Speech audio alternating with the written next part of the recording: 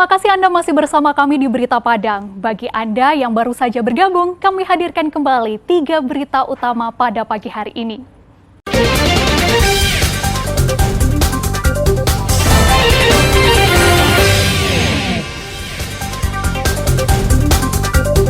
Erupsi Gunung Merapi belum berdampak terhadap penerbangan.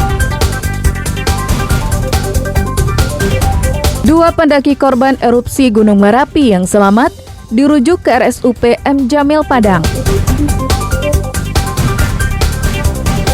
Banjir landa Nagari Sikucur, puluhan rumah terendam.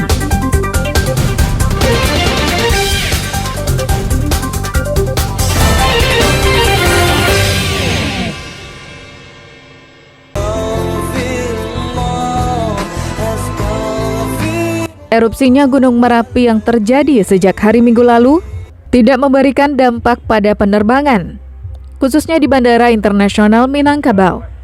Aktivitas penerbangan masih berjalan normal, seperti terlihat di ruangan Air Traffic Control Bandara Internasional Minangkabau. Airnav Indonesia Cabang Pembantu Padang mengatakan, rute penerbangan masih berjalan normal, seperti dari Padang, Medan, Pekanbaru, dan Batam. Secara keseluruhan dalam satu hari, jumlah penerbangan masih normal, yakni sebanyak 50 penerbangan, baik berangkat maupun yang datang. Jika hal buruk terjadi, pihaknya sudah mempunyai prosedur yang akan dilakukan oleh petugas pemandu lalu lintas penerbangan. Hingga saat ini, Airnav Padang belum mengeluarkan Notice to Airmen, yakni informasi mengenai penetapan kondisi berbahaya bagi penerbangan. Dan mitigasi, kita sudah mempunyai prosedur-prosedur yang akan dilakukan oleh teman-teman pemandu lalu lintas penerbangan. Padang ke Medan seperti statement saya tadi belum berdampak terhadap penerbangan baik dari Padang ke Batam maupun Padang ke Medan. Semuanya masih berjalan dengan normal. Hal yang sama juga diungkapkan oleh pihak BMKG Bandara Internasional Minangkabau. Berdasarkan pantauan citra satelit, arah abu vulkanik dengan ketinggian 3.000 meter hingga 5.000 meter bergerak ke arah barat dan timur sehingga aktivitas penerbangan masih berjalan normal. Tentunya kondisi-kondisi banjir lahar dingin itu masih perlu kita waspadai, terutama pada proses evakuasi yang saat ini juga masih berlangsung. Kemudian juga kita melihat bahwa kami juga tentu menyarankan pada saat ini tentu untuk meminimalisir atau mewaspadai aktivitas di luar ruangan.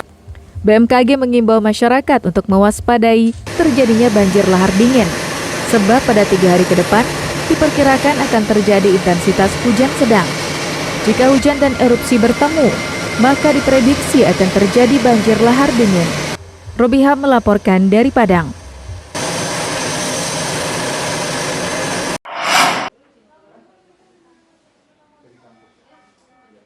Tim SAR gabungan berhasil mengevakuasi Zafirah dan temannya Ahmad Firman, korban erupsi Gunung Merapi pada Senin pagi, dan dibawa ke Rumah Sakit Ahmad Mokhtar Bukit Tinggi.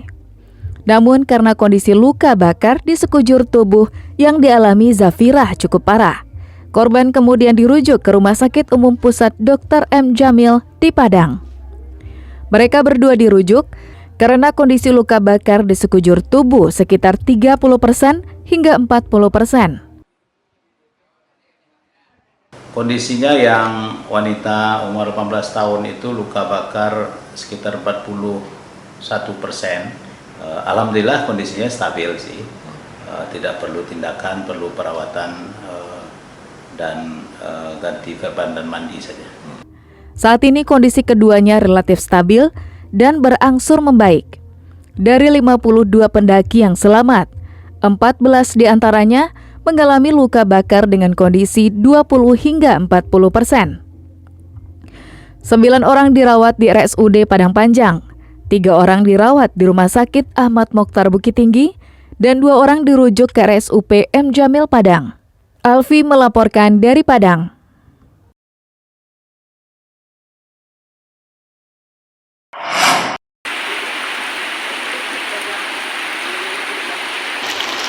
Hujan deras yang melanda Kecamatan 5 Koto Kampung Dalam mengakibatkan air menggenangi komplek perumahan Oman dan Lansano di Kenagarian Sikucur pada Selasa malam. Air naik perlahan-lahan hingga mencapai 1 meter. Warga yang cemas kemudian memindahkan sepeda motor dan mobil mereka ke tempat yang aman. Warga bahkan juga memindahkan barang-barang dalam rumah mereka, seperti baju-baju dan peralatan elektronika ke tempat yang tinggi, agar tidak terendam banjir. Kuatnya arus air yang masuk ke dalam komplek membuat warga harus berjaga-jaga mengantisipasi kejadian lebih buruk. Mereka bersiaga untuk mengungsi jika hujan tak kunjung reda. Beruntung air surut sekitar 4 jam kemudian. Pada Rabu siang, warga harus membersihkan rumah mereka dari lumpur yang masuk ke dalam rumah dan fasilitas umum. Banjir juga merendam areal persawahan dan perkebunan warga.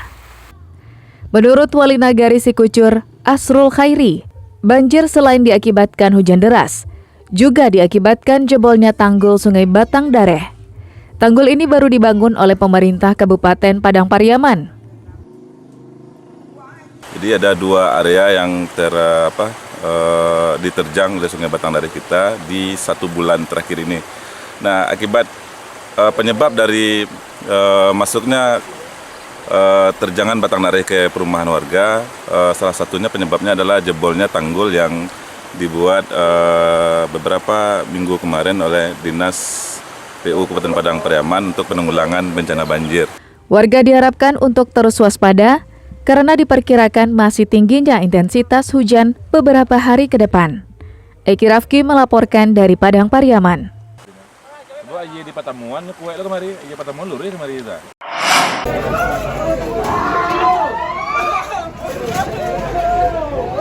Isak tangis keluarga korban erupsi Gunung Merapi tidak tertahankan saat satu persatu mobil ambulans yang membawa jenazah datang ke ruang jenazah RSAM Bukit Tinggi Selasa sore. Petugas DVI yang dibagi menjadi 4 tim langsung melakukan identifikasi jasad untuk mengetahui identitas korban. Untuk mengetahui identitas jenazah, petugas juga menyampaikan ciri-ciri fisik yang dapat dikenali keluarga. Keluarga tidak menduga peristiwa naas tersebut terjadi. Seperti yang disampaikan Hendra, kakak korban erupsi atas nama Liarni. Adiknya yang merupakan salah satu mahasiswi di salah satu perguruan tinggi di Padang semester terakhir tidak memberitahu bahwa dirinya pergi mendaki gunung, sehingga keluarga terkejut menerima informasi tersebut. Semester berapa? Terakhir. Terakhir. Terus waktu berangkat itu bilang mau naik gunung. Cuma bilang sama adik yang satu lagi, orang tua nggak dibilang. Ada kontak terakhir kapan? Kalau sama orang tua tak lama sih. Kalau sama saya belum ada.